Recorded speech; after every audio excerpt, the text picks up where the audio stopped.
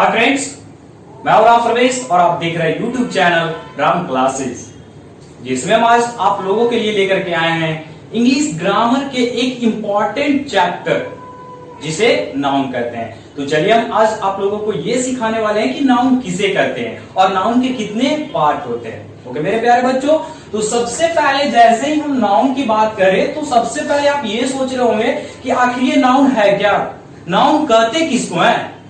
तो चलिए हम बता देते हैं नाउन किसे कहते हैं। तो कहा जाता है कि noun is the name of any person, place और थिंग।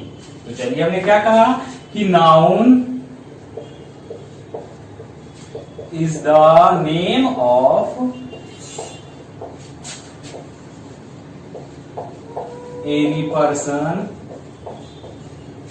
प्लेस और मेरे प्यारे बच्चों, हमने डेफिनेशन लिखा है कि noun is the name of any person, place और थिंग। मतलब ये हुआ कि संज्ञा किसी भी व्यक्ति, वस्तु या स्थान के नाम को कहा जाता है। जैसे हम एग्जाम्पल के तौर पे देखना चाहेंगे तो हम एग्जाम्पल क्या दे सकते हैं। तो हमने डेफिनेशन के सबसे इंपॉर्टेंट पॉइंट ये लिखा है कि नाउन आखिर कहा जाता है तो किसी पर्सन के नाम को, प्लेस के नाम को और थिंग के नाम को। तो सबसे पहला एग्जांपल हम पर्सन के नाम को ले लेते हैं। तो पर्सन में किसी का भी नाम ले सकते हो। चलिए हम राम ही ले लेते हैं, श्याम ले लेते हैं, सीता ले लेते हैं। तो ये सारे जो हो गए ये पर्सन के एग्जांपल में चले आएंगे। अब हमें देखना ये है कि प्लेस में क्या आ सकते हैं। तो प्लेस में चलिए पार्क ले लेते हैं, ओके, पटना ले लेते हैं, होम ले लेते हैं, घर, ये भी हमारा एक प्लेस हो गया। तो ये सारे जो एग्जांपल्स आप देख रहे हैं ये सारे के सारे नाउन में चले आएंगे। अब हम बात करते हैं थिंग की। तो थिंग की सबसे इंपॉर्टेंट ले लेते हैं आपको हम मोबाइल फोन, जो सारे बच्चे का भी फेवरेट बना हुआ है फिलहाल के लिए। तो चलिए उसके बाद हम देखते हैं टीवी, पेन और बहुत सारे ऐसे थिंग्स आएंगे जिसे हम सारे को नाउन कहेंगे। तो नाउन किसे कहते हैं ये आप लोगों ने जान लिया कि नाउन किसी भी व्यक्ति, वस्तु या स्थान के नाम को संज्ञा कहा जाता है। हमने एग्जाम्पल के तौर पे देखा, पर्सन में आ जाएंगे राम, श्याम, सीता। किसी भी पर्सन का नाम, किसी भी पर्सन का नाम आप ले लो, वो सारे के सारे संज्ञा चले आएंगे। अब किसी स्थान का नाम ले लेते हैं, किसी भी वस्तु का नाम ले लेते हैं, ये सारे के सारे आप देख सकते हो कि क्या है, ये सभी के सभी संज्ञा आएंगे। ओके मेरे प्यारे बच्चों, तो अब हमें देखना है कि आखिर ये संज्ञा, हमने जान तो लिया कि आखिर संज्ञा किसे कहते हैं। अब हमें ये जानना है कि संज्ञा को कितने कैटेगरी में बांटा गया है। तो मेरे प्यारे बच्चों, हम बता देना चाहते हैं कि संज्ञा जो हमारा ये संज्ञा है इसे दो कैटेगरी में बांटा गया है। पहला काउंटेबल नाउन और दूसरा हो जाएगा अनकाउंटेबल नाउन। तो चलिए हम आगे उसके बारे में जानते हैं।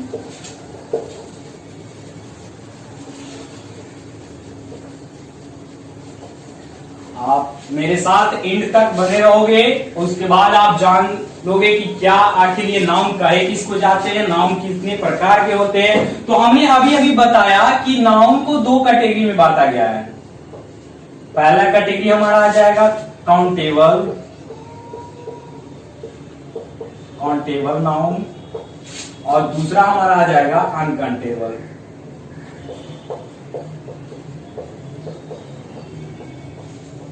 तो अब हमने लिखा है कि नाउन को दो कैटेगरी में रखा गया है, पहला काउंटेबल नाउन और दूसरा अनकाउंटेबल नाउन। तो फिर वही सवाल आ रहा होगा कि आखिर ये सर ये काउंटेबल नाउन क्या है और ये अनकाउंटेबल नाउन क्या है। तो मेरे प्यारे बच्चों, आप वीडियो को एंड तक देखते रहो, सारे के सारे डेफिनेशन हम आपको बताएंगे। तो उससे पहले मैं ये बता दूं कि आखिर ये काउंटेबल नाउन के अंतर्गत किसे किसे रखा गया है और अनकाउंटेबल नाउन के अंतर्गत कौन कौन आते हैं। ओके, तो हम बता दें कि काउंटेबल नाउन के अंतर्गत हमें तीन पार्ट आते हैं। कौन कौन? तो सबसे पहला कॉमन नाउन, दूसरा प्रॉपर नाउन, तीसरा कलेक्टिव नाउन अब हम देखते हैं अनकंटेबल नाउन। तो अनकंटेबल नाउन के अंतर्गत कौन कौन आएंगे? तो मटेरियल नाउन, और दूसरा आ जाएगा एब्स्ट्रैक्ट नाउन। ओके मेरे प्यारे बच्चों, तो ये है नाउन के डायग्राम। नाउन को सबसे पहले दो कैटेगरी में बांटा गया है, पहला काउंटेबल नाउन और दूसरा अनकाउंटेबल नाउन। उसके बाद काउंटेबल नाउन को तीन सब क्लासेस में बांटे गए हैं। कौन कौन? तो कॉमन नाउन, प्रॉपर नाउन और कलेक्टिव नाउन। और अनकाउंटेबल नाउन को दो क्लास में बांटा गया, कौन कौन? तो मटेरियल नाउन और एब्स्ट्रैक्ट नाउन। तो चलिए हम एक एक करके सारे के डेफिनेशन और सारे के एग्जाम्पल देखते हैं। तो सबसे पहले हम स्टार्ट करते हैं ये वाला पार्ट, काउंटेबल नाउन। ओके मेरे प्यारे बच्चों, तो अब हमें देखना है कि आखिर ये काउंटेबल नाउन किसे कहते हैं। तो आप देख सकते हो काउंटेबल दो शब्द से मिलकर बना हुआ है, काउंट और एबल। जैसा कि अभी हम बताएंगे डेफिनेशन उसका, तो आपको क्लियर हो जाएगा। ओके मेरे प्यारे बच्चों, तो आप देख सकते हो कि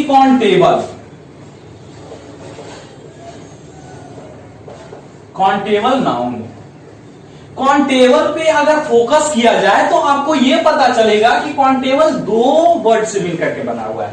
पहला तो हमारा हो जाएगा काउंट और दूसरा हो जाएगा एबल।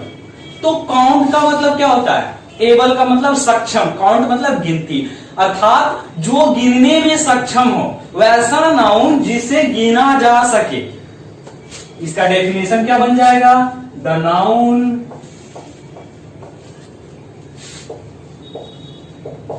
which are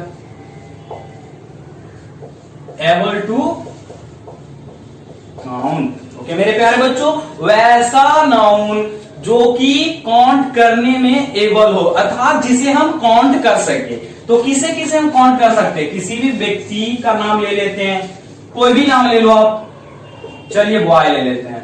तो हमारे घर पे मान लो कोई बॉय आए, तो क्या आप बॉय को काउंट नहीं कर सकते? 10 बॉय, 20 बॉय, 50 बॉय आए तो उसे हम काउंट कर सकते हैं।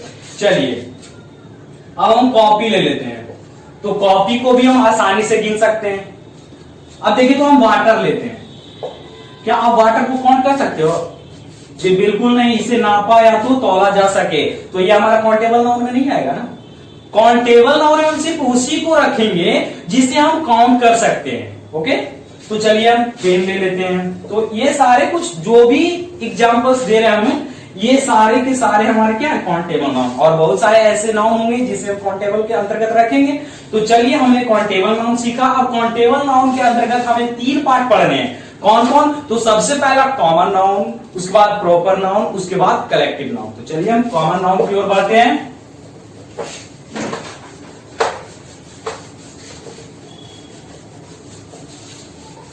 आप लोग ध्यान से देखते रहो, वीडियो को स्किप नहीं करोगे।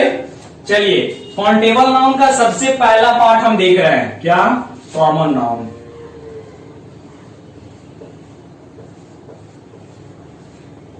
आखिर ये कॉमन नाउन है क्या?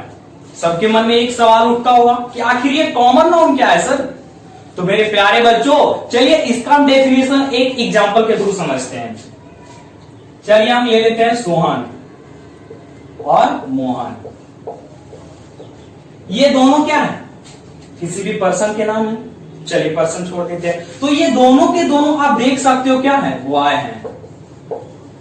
तो इसमें कॉमन क्या हो गया? बॉय। तो क्या कि कॉमन नाउन उसे कहेंगे जो कि संज्ञा के किसी जनरल या तो कॉमन नेम को डिस्क्राइब करता हो। ओके, क्या कर रहा है? अब चलिए फिर से मान लेते हैं, पेन मान लेते हैं और कॉपी। तो ये दोनों क्या है? थिंग है। तो मेरे प्यारे बच्चों, फिर तो ये कॉमन चीज आ ही गया ना। तो कॉमन नाउन हम किसे कहेंगे? Common noun is the name of general और common name of noun. Okay मेरे प्यारे बच्चों, तो हम कह सकते हैं कि कॉमन नाउन किसे कहते हैं। अब आप लोग खुद डिसाइड करोगे कि कॉमन नाउन किसे कहते हैं। तो चलिए हम डेफिनेशन लिख देते हैं। तो लिखा जाता है common noun is the general और common name of any person, place और थिंग। मेरे प्यारे बच्चों, जैसा कि हमने एग्जाम्पल में आपको बताया है कि कॉमन नाउन किसी भी व्यक्ति, वस्तु या स्थान के जनरल नाम को शो करता है। फिर से एग्जाम्पल ले लेते हैं, पटना और मुंबई। ठीक है, तो पटना क्या है, एक सिटी है, मुंबई क्या है, एक सिटी है। तो इसमें आप कह सकते हो ना कि कॉमन क्या है, सिटी हो गया कॉमन हमारा। ओके मेरे प्यारे बच्चों, तो चलिए हम एग्जाम्पल लेते हैं कॉमन नाउन का। एग्जाम्पल के तौर पे हम क्या ले सकते हैं, सबसे पहला बॉय ले लीजिए आप, गर्ल ले सकते हो, मैन ले सकते हो, एनिमल ले सकते हो, और बहुत सारे आएंगे ऐसे जो कि कॉमन नाउन के अंतर्गत आएंगे। तो कॉमन नाउन किसे कहते हैं, तो common noun is the general name and common name of any person, place और थिंग्स। ओके मेरे प्यारे बच्चों, चलिए हम आगे बढ़ते हैं दूसरे पार्ट की तरफ। तो कॉमन नाउन के बाद आता है प्रॉपर नाउन। अब हमें सबसे पहले यह पता करना है कि आखिर प्रॉपर नाउन कहते किसको है। तो चलिए हम दूसरे पार्ट की ओर बढ़ते हैं।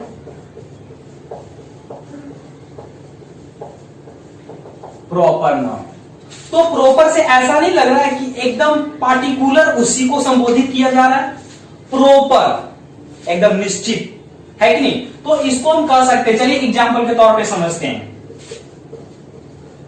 राम ब्लैक पेन,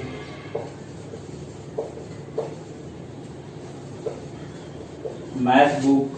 ये सारे को देखने के बाद आपके मन में कुछ सवाल आ रहे होंगे।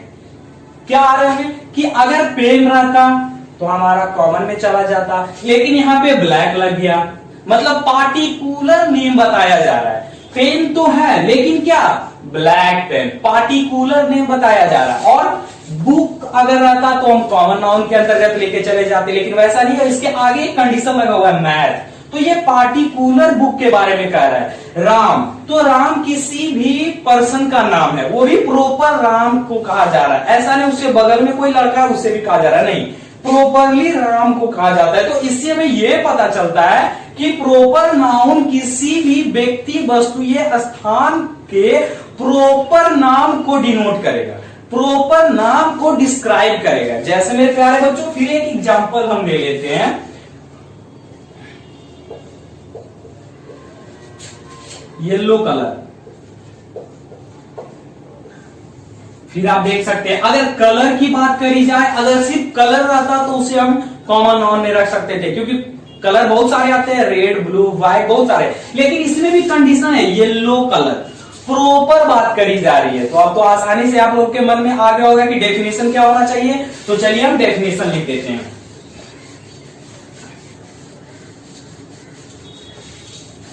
कहा जाता है proper, proper noun is the specific और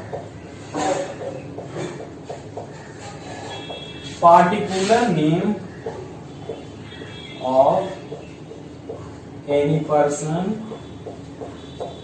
प्लेस और थिंग।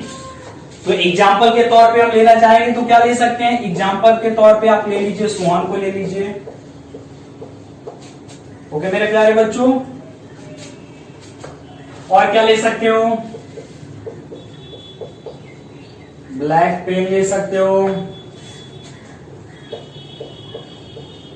साइंस बुक ले सकते हो, और भी बहुत सारे ऐसे एग्जाम्पल आएंगे जो कि प्रॉपरली डिनोट करेंगे उसके पार्टिकुलर थिंग्स पे। ओके मेरे प्यारे बच्चों, पार्टिकुलर प्रॉपर्टी पे जो डिनोटेशन होगा वही हमारा क्या हो जाएगा, प्रॉपर नाउन हो जाएगा। तो चलिए हम आगे की ओर बढ़ते हैं, जिसे हम लोग काउंटेबल नाउन के तीसरे पार्ट कलेक्टिव नाउन के नाम से जानेंगे। ओके मेरे प्यारे बच्चों, तो चलिए हम देखते हैं अगला कलेक्टिव नाउन। तो कलेक्टिव नाउन, फिर वही बात आती है कि आखिर ये सर कलेक्टिव नाउन है क्या।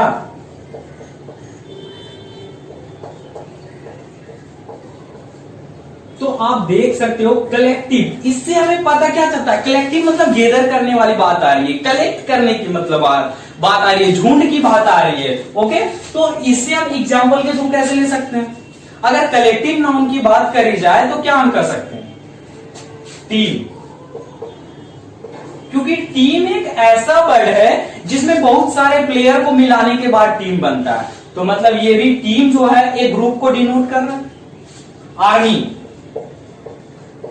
आर्मी में बहुत सारे सोल्जर्स आते हैं, बहुत सारे सोल्जर्स के झुंड को हम आर्मी कह सकते हैं आसानी से। तो मेरे प्यारे बच्चों, अगर क्लास की बात करें, क्लास ले लेते हैं, तो क्लास में बहुत सारे स्टूडेंट होते हैं, तो इसका मतलब ये सारे एग्जाम्पल जो शो कर रहे हो वो ग्रुप को शो कर रहा है। तो डेफिनेशन क्या बना सकते हो कि द कलेक्टिव नाउन, क्या लिख सकते हो? Collective noun is the single word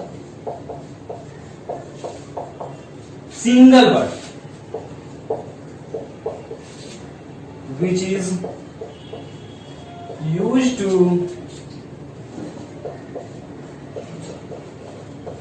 describe a collection or group। तो हम कह सकते हैं कि कलेक्टिव नाउन वह सिंगल वर्ड है जिसका यूज हम ग्रुप को डिस्क्राइब करने के लिए करते हैं या तो कलेक्शन को डिस्क्राइब करने के लिए करते हैं। जैसे हम एग्जांपल में ले लेते हैं, तो एग्जांपल के तौर पे आप क्या ले सकते हो? चलिए हम एग्जांपल में ले लेते हैं क्राउड। क्राउड मतलब होता है भीड़, लोगों का भीड़। ओके, चलिए और क्या ले लेते हैं? हमने लिया था आर्मी, जो कि होता है आर्मी ऑफ सोल्जर। ऐसे कलेक्टिव नाउन के प्रॉब्लम्स हम करवाएंगे आगे, आप लोग ध्यान से देखते रहोगे। उसके बाद हम क्या ले सकते हैं? क्लास ले सकते हैं, और भी बहुत सारे ऐसे एग्जांपल्स आएंगे जो कि कलेक्टिव नाउन को क्या करेंगे? शो करेंगे। और भी इसमें सेट होता है, बंडल होता है, बंच होता है, ये बहुत सारे ऐसे एग्जांपल्स हैं जो कलेक्टिव नाउन को शो करते हैं। तो आप लोग फिलहाल के लिए इतना याद रखो, बाकी का मैं आगे प्रोसेस करवाऊंगा, क्वेश्चन के साथ करवाऊंगा। आप लोग मेरे साथ जुड़े रहोगे मेरे यूट्यूब चैनल राम क्लासेस पे, और अगर आपने सब्सक्राइब नहीं किया हो तो सब्सक्राइब कर लोगे। ओके मेरे प्यारे बच्चों, तो चलिए इसके बाद हम देखते हैं कलेक्टिव नाउन। हमने सीख लिया कि कलेक्टिव नाउन किसे कहते हैं। तो कलेक्टिव नाउन एक वह सिंगल वर्ड है जो कि किसी भी ग्रुप को डिस्क्राइब करता हो, ग्रुप को डिस्क्राइब करता हो या तो कलेक्शन को डिस्क्राइब करता हो। जैसे हमने लिया क्राउड, जो कि भीड़, तो बहुत सारे लोग जहां रहेंगे वहां हम क्राउड कर सकते हैं। उसके बाद आर्मी, बहुत सारे सोल्जर के झुंड को हम क्या कर सकते हैं? आर्मी कर सकते हैं। क्लास, तो कहा जाता है क्लास ऑफ स्टूडेंट्स, बहुत सारे स्टूडेंट्स एक क्लास में बैठे हुए रहते हैं तो उसे हम क्लास करते हैं। तो वहां भी क्या हो रहा है? कलेक्शन की बात आ रही है, टुगेदर की बात आ रही है। ओके मेरे प्यारे बच्चों, तो चलिए ये थे काउंटेबल नाउन और काउंटेबल नाउन के पार्ट्स। अब हम देखते हैं उसके अगले पार्ट, अनकाउंटेबल नाउन की ओर।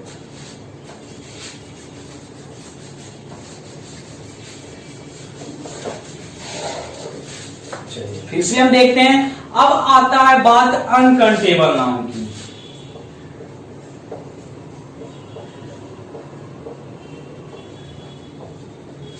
तो जैसे ही अनकाउंटेबल नाउन आप लोग सुनते होंगे तो आपके मन में एक ख्याल आता होगा कि अनकाउंटेबल नाउन क्या है। ये भी दो वर्ड से बना हुआ है। क्या? पहला है अनकाउंट और उसके बाद एबल। तो एबल मतलब तो होता है सक्षम, और अनकाउंट मतलब होता है न गिनने वाला।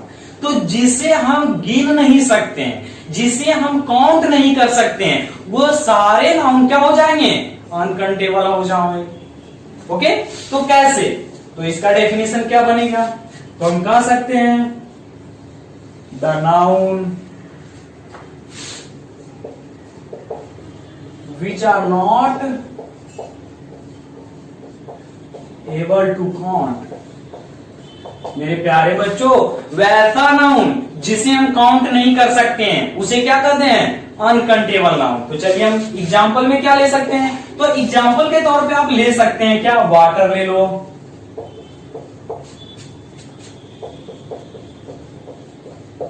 ऑनेस्टी ले लो, जिसे हम अच्छाई कहते हैं, अच्छाई को काउंट कर सकते हैं? मान लेते हैं राम के पास अच्छाई है, तो क्या अच्छाई काउंट करके मिलता है कि 2 अच्छाई है, 3 अच्छाई है? वैसा नहीं है, बस अच्छाई है, तो अच्छाई को हम काउंट नहीं कर सकते। ओके, और क्या ले सकते हो हम?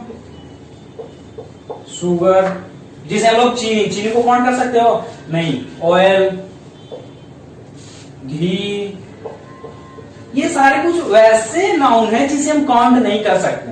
अब इसमें भी 2 कैटेगरी में बांटा गया है, एक होता है मटेरियल नाउन, दूसरा होता है एब्स्ट्रैक्ट नाउन। ओके, तो चलिए हम उसके बारे में पढ़ते हैं। तो फिलहाल हम इसको रिपीट कर देते हैं अनकाउंटेबल नाउन को, कि वैसा नाउन जिसे हम काउंट नहीं कर सकते या तो काउंट करने में असक्षम हो, उसे हम लोग अनकाउंटेबल नाउन कहते हैं। तो चलिए हम आगे बढ़ते हैं इसके पार्ट के बारे में। इसके पार्ट आते हैं मटेरियल नाउन और एब्स्ट्रैक्ट नाउन। तो सबसे पहले हम मटेरियल नाउन की बात करेंगे। ओके, पहला आता है मटेरियल नाउन। तो आखिर मटेरियल नाउन कहते किसको है?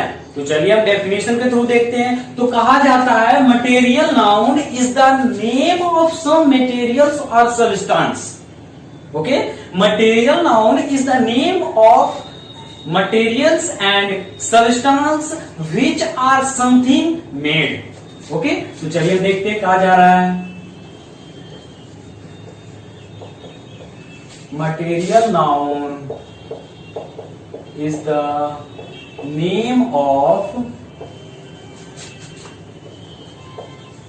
some material and substance which are something made। कहा जा रहा है मटेरियल नाउन वैसे नाउन को कहेंगे जिसका हम कुछ बना सकते हैं, और कुछ सब्सटेंस को, कुछ मटेरियल को मटेरियल नाउन कहा जाता है। तो कैसे? तो एग्जांपल के तौर पे ले लेते हैं। तो एग्जांपल के तौर पे आप ले सकते हो क्या?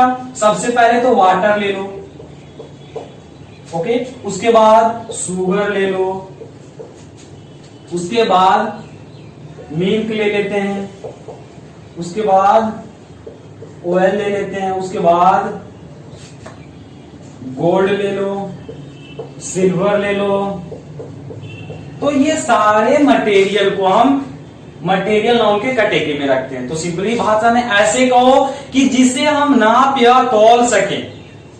सिंपली भाषा में आप जिसे आप नाप या तौल सके, वैसे नाउन को हम मटेरियल नाउन कहेंगे। ओके मेरे प्यारे बच्चों, तो अगला आता है एब्स्ट्रैक्ट नाउन। तो चलिए देखते हैं एब्स्ट्रैक्ट नाउन आखिर किसे कहते हैं।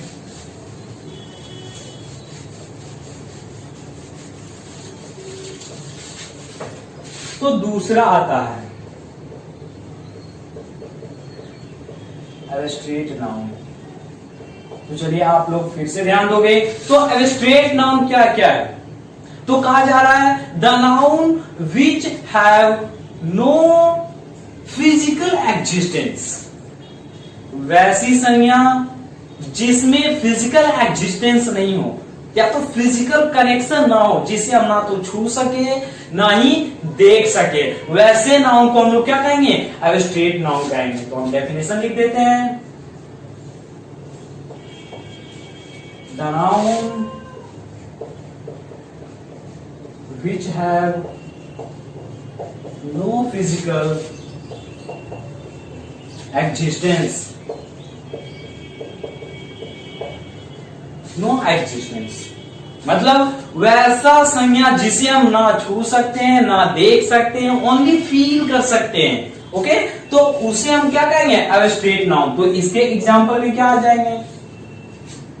चलिए हम बर्थडे ले लेते हैं। तो क्या आप बर्थडे को देख सकते हो? नहीं देख सकते हो। क्या कर सकते हो? उसको मना करके फील कर सकते हो कि हाँ मेरा बर्थडे आया है। ओके, हॉनेस्टी,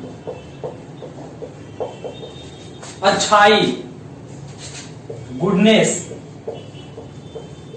अच्छाई। ओके, और क्या लिख सकते हो?